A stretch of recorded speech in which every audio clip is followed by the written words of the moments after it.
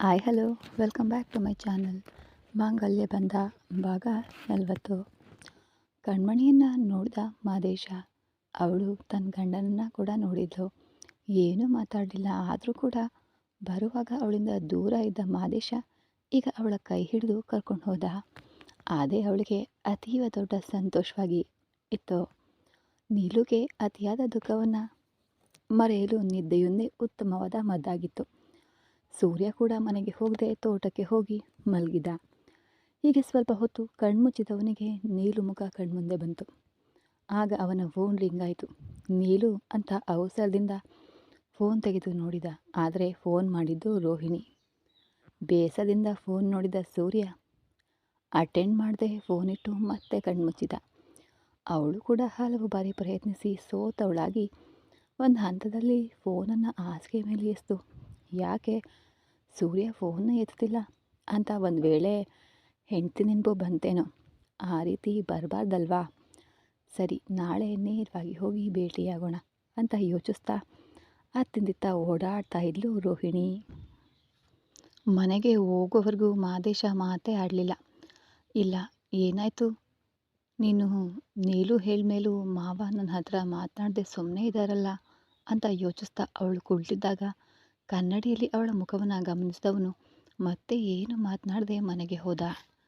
ಅವರಿಬ್ಬರಿಗಾಗಿಯೇ ಅಶ್ವಿನಿ ಇತ್ತ ಕಾಯ್ತಾ ಇದ್ಲು. ಗೇಟ್ ಒಳಗೆ ಕಾರ್ ಬಂತು. ಕಾರನ್ನು ಶೆಡ್ನಲ್ಲಿ ನಿಲ್ಲಿಸಿ ಮಾದೇಶ ಕೆಳಗಿಳಿದ. ಕಣ್ಮಣಿಯು ಇಳಿದು ಮನೆಯೊಳಗಡೆ ಹೋದ್ಲು. ಮಾದೇಶ ಗೇಟ್ ಲಾಕ್ ಮಾಡಿ ಆಮೇಲೆ ಒಳಗೆ ಬಂದ. ಏನು ಕಣ್ಮಣಿ, ನೀಲು ಊರಿಗೆ ಹೋದ್ಲಾ ಅಂತ ಅಶ್ವಿನಿ ಕೇಳಿದ್ಲು. ಹೌದಮ್ಮ, ಊರಿಗೆ ಹೋದ್ಲು. ಅವಳನ್ನು ನೆನೆಸ್ಕೊಂಡ್ರೆ ಮನಸ್ಸಿಗೆ ತುಂಬ ನೋವಾಗುತ್ತೆ ಅಮ್ಮ. ಸೂರ್ಯ ಮಾವ ಬಂದರೂ ನೀಲು ಹತ್ರ ಹೋಗಬೇಡ ಅಂತ ಹೇಳ್ತಾರೆ ಹೊರತು ನೀನು ಬಾ ನಮ್ಮ ಮನೆಗೆ ಹೋಗೋಣ ಅಂತ ಕರೀಲೇ ಇಲ್ಲಮ್ಮ. ಆದರೂ ನನಗೇನೋ ಅವರನ್ನು ನೋಡುವಾಗ ಕಷ್ಟ ಆಗುತ್ತೆ. ಅವರು ಮನಸ್ಸಿನಲ್ಲಿ ಪ್ರೀತಿ ಇಟ್ಕೊಂಡು ಹೊರಗೆ ಕೋಪ ತೋರಿಸ್ತಾರೆ ಅಂತ ಅನ್ನಿಸುತ್ತೆ ಅಂತ ಅವಳು ಹೇಳಿದ್ಲು. ಮನಸ್ಸಿನಲ್ಲಿ ಪ್ರೀತಿ ಇಟ್ಕೊಂಡು ಹೊರಗೆ ಕೋಪ ತೋರಿಸೋದ್ರಲ್ಲಿ ಏನು ಪ್ರಯೋಜನ ಇದೆ? ಬದುಕೋದು ಒಂದೇ ಜೀವನ. ಅದನ್ನು ಚೆನ್ನಾಗಿ ನೆಮ್ಮದಿಯಿಂದ ಬದುಕಬೇಕು. ಮನಸ್ಸಲ್ಲಿ ಪಾಶ ಇಟ್ಕೊಂಡು ಹೊರಗಡೆ ದ್ವೇಷ ತೋರಿಸಿ ಇಬ್ಬರು ಕಷ್ಟಪಡೋದಕ್ಕಿಂತ ಕೋಪ ಬಿಟ್ಟು ಇಳಿದು ಬಂದು ಇಬ್ಬರು ಚೆನ್ನಾಗಿ ಬಾಳಬಹುದು ಅಲ್ವಾ ಅಂತ ಅಶ್ವಿನಿ ಹೇಳಿದ್ಲು. ನೀನು ಹೇಳೋದೇನೋ ಸರಿನಮ್ಮ, ಆದರೆ ಏನು ಮಾಡೋದು? ವಿಧಿಯ ಪ್ರಕಾರ ಏನು ನಡಿಬೇಕೋ ಅದೇ ತಾನೇ ನಡೆಯುತ್ತೆ. ಸರಿ, ಹಸಿವಾಗ್ತಿದೆ ಅಂದ ತಕ್ಷಣ ಬಾರಮ್ಮ ಊಟ ಮಾಡೋಣ ಅಂತ ಹೇಳಿ ಮಾದೇಶನನ್ನು ನೋಡಿದ್ಲು.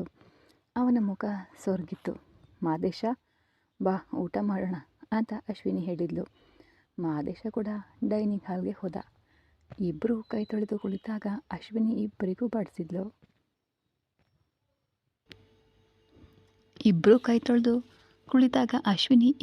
ಊಟವನ್ನು ಬಡಿಸಿದ್ಲು. 2 ಇಡ್ಲಿ ನುಂಗುವುದೇ ಮಾದೇಶ್ಗೆ ಕಷ್ಟವಾಗ್ತಾ ಇತ್ತು. ಹೇಗೋ ಹೆಸರಿಗೆ ಊಟ ಮಾಡಿ ಕೈ ತೊಳೆದ ಮಾದೇಶ,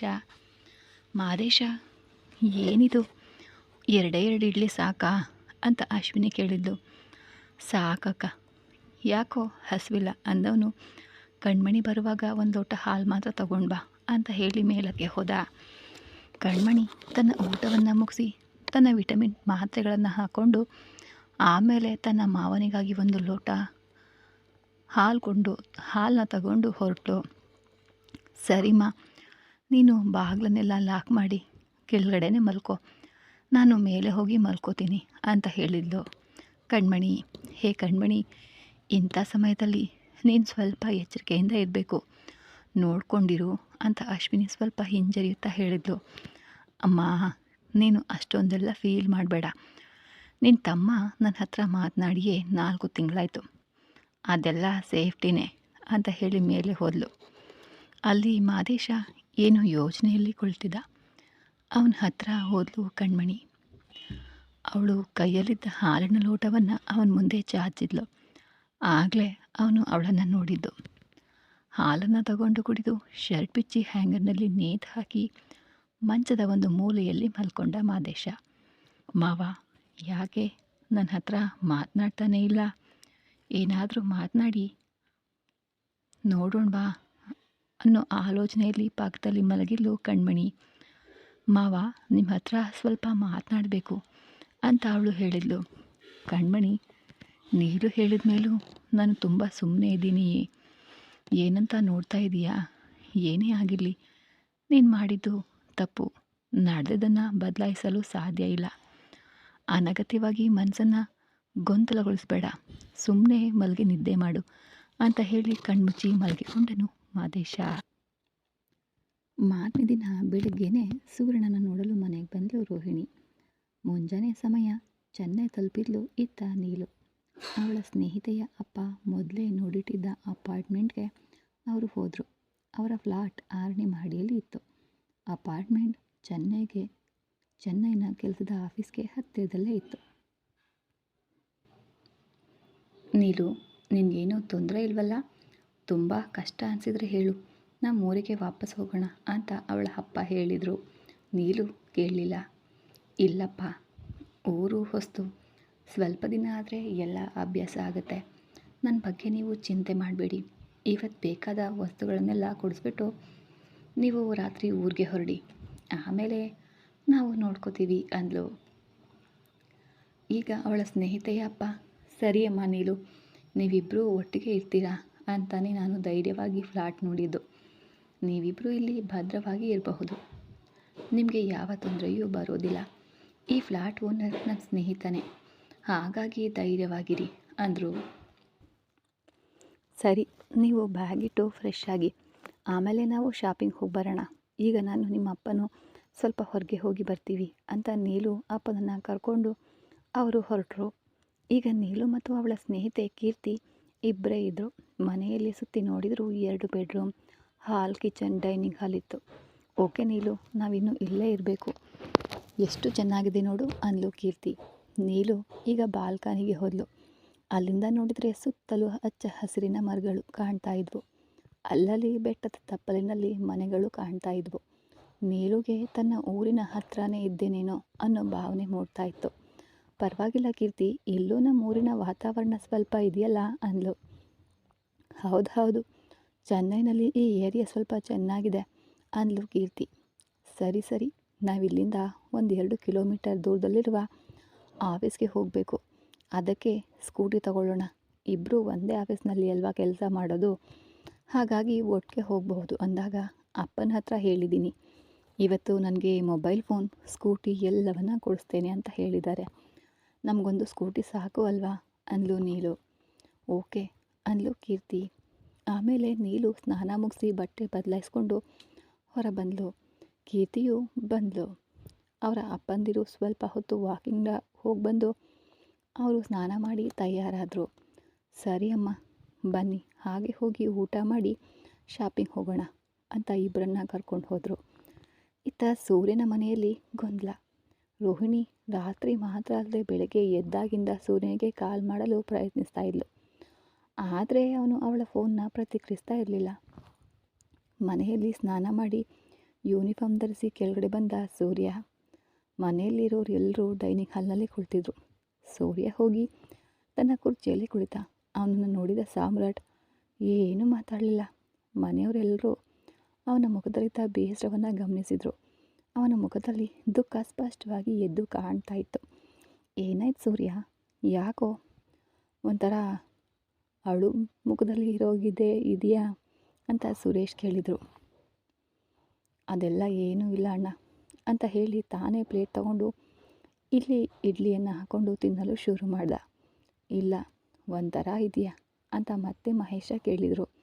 ಹಾಗೆಲ್ಲ ಏನೂ ಇಲ್ಲ ಅಣ್ಣ ಅಂತ ಹಾಗೆ ಮಾತನ್ನು ನಿಭಾಯಿಸ್ದ. ಕೋಪದಿಂದ ಮನೆಗೆ ಬಂದರು ಸೂರ್ಯನ ಅಪ್ಪ. ಸೂರ್ಯ, ಏನು, ನೀಲು ಚೆನ್ನೈಗೆ ಹೋಗಿದ್ದಾಳಂತೆ, ನಿನಗೆ ಈ ವಿಚಾರ ಗೊತ್ತಾ ಇಲ್ವಾ ಅಂತ ಕೇಳಿದರು. ಮನೆಯಲ್ಲಿದ್ದವರಿಗೂ ಆಗಲೇ ಆ ವಿಚಾರ ಗೊತ್ತಾಗಿದ್ದು. ಆದರೆ ಸೂರ್ಯನ ಅಮ್ಮನಿಗೆ ಗೊತ್ತಿದ್ದರೂ ಯಾರಿಗೂ ಹೇಳಿರಲಿಲ್ಲ. ಈಗ ಅವರು ಕೋಪದಿಂದ ಕೇಳಿದಾಗ, ದೊಡ್ಡಯ್ಯ, ಏನು ಸೂರ್ಯ, ನೀಲು ಚೆನ್ನೈಗೆ ಹೋಗಿದ್ದಾಳಾ? ನಮ್ಮ ಮನೆಯಲ್ಲಿ ಇಲ್ಲದ ಪದ್ಧತಿ ಇದು. ಹೆಣ್ಮಗಳು ಅಷ್ಟು ದೂರ ಒಂಟಿಯಾಗಿ ಹೋಗಬಹುದಾ? ನಿಮ್ಮೆಲ್ಲರಿಗೂ ಗೊತ್ತಾ ಅಥವಾ ಇಲ್ವಾ ಅಂತ ಅವರು ಮತ್ತೆ ಕೇಳಿದರು. ಸಾಮ್ರಾಟ್ ಬಾಯೇ ಬಿಡಲಿಲ್ಲ. ಸುಮ್ಮನೆ ಊಟ ಮಾಡ್ತಾಯಿದ್ದ. ರಾಶಿಕಾಗೆ ಆತಂಕ ಆಗ್ತಿತ್ತು. ಆದರೂ ಅದನ್ನು ಹೊರ ಹಾಕದೆ ಎಲ್ಲರಿಗೂ ಬಡಿಸ್ತಾ ಇದ್ಲು. ಭಾನುಮತಿ, ಸಾಧನ ಅವರಿಗೂ ಕೂಡ ಗೊತ್ತಿರಲಿಲ್ಲ. ಆಘಾತದಿಂದನೇ ನೋಡ್ತಿದ್ರು ಎಲ್ಲರೂ.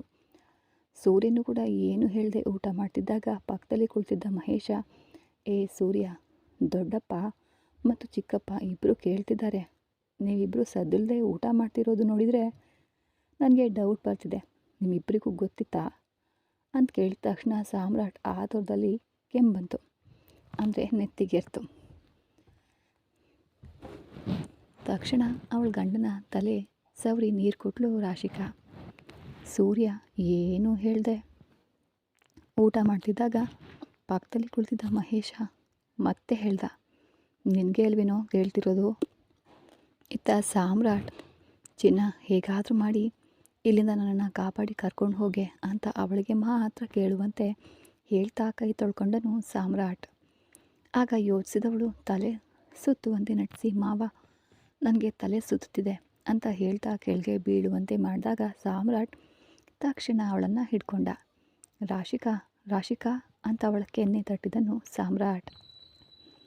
ಸಾಮ್ರಾಟ್, ಏನಾಯಿತು, ಆಸ್ಪತ್ರೆಗೆ ಹೋಗೋಣವಾ ಅಂತ ಸುರೇಶ್ ಕೇಳಿದರು. ಅಣ್ಣ, ಅವಳಿಗೆ ಸ್ವಲ್ಪ ಸುಸ್ತಾಗಿರಬೇಕು, ತುಂಬ ಹೊತ್ತು ನಿಂತಿದ್ಲಲ್ಲ, ಅದಕ್ಕೆ ಹೀಗಾಗಿದೆ.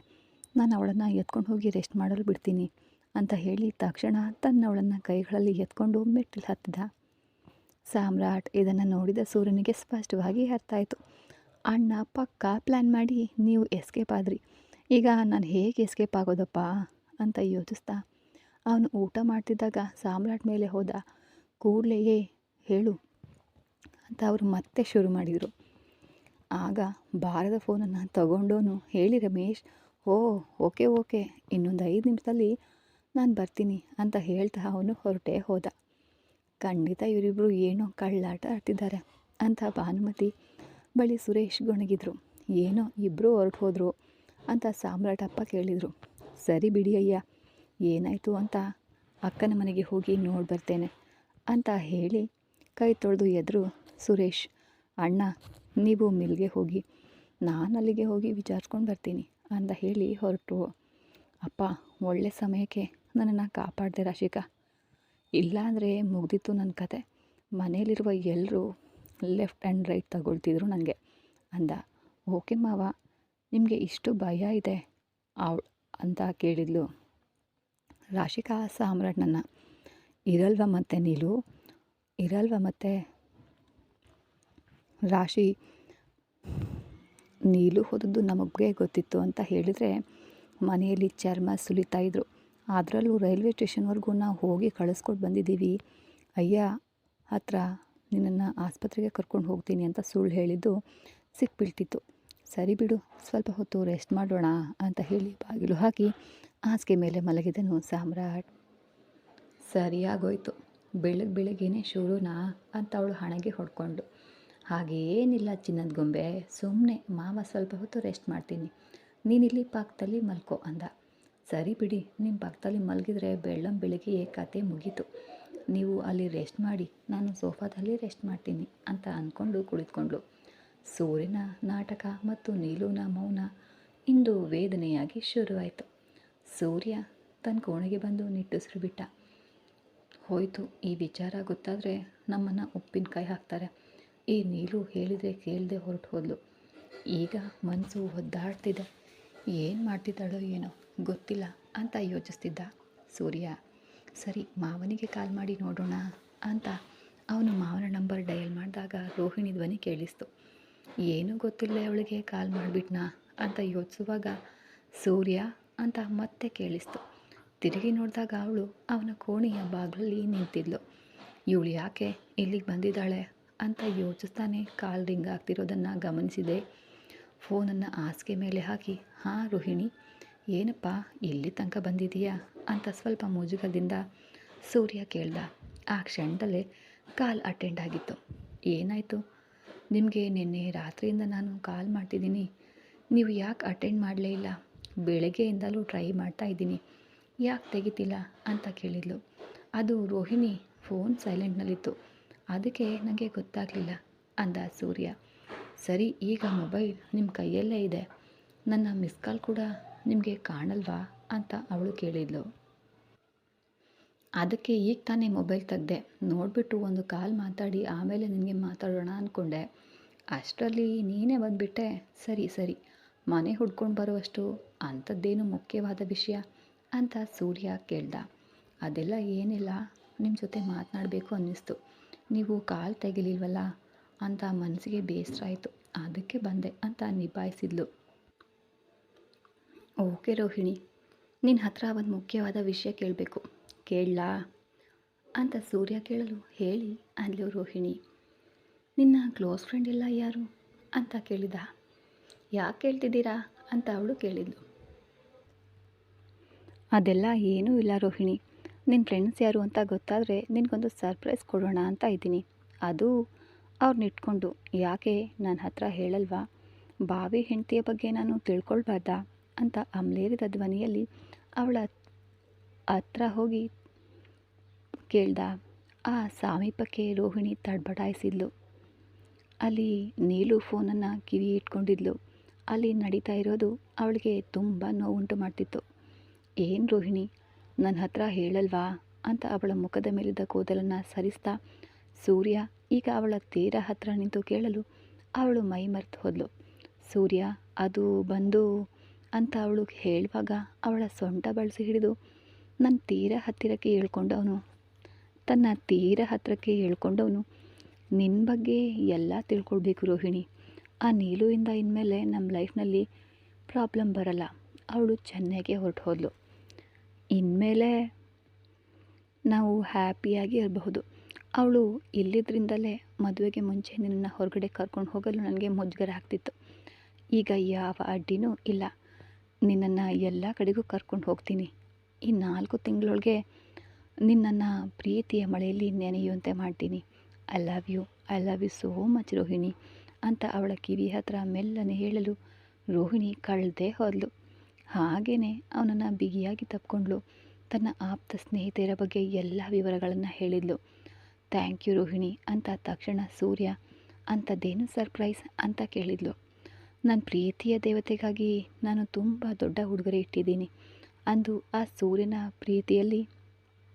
ಪ್ರೀತಿಯನ್ನು ನೀನು ಅರ್ಥ ಮಾಡ್ಕೊಳ್ತೀಯಾ ಅಂತ ಮತ್ತದೇ ಅಮಲೇರಿದ ಧ್ವನಿಯಲ್ಲಿ ಅವನು ಹೇಳ್ದ.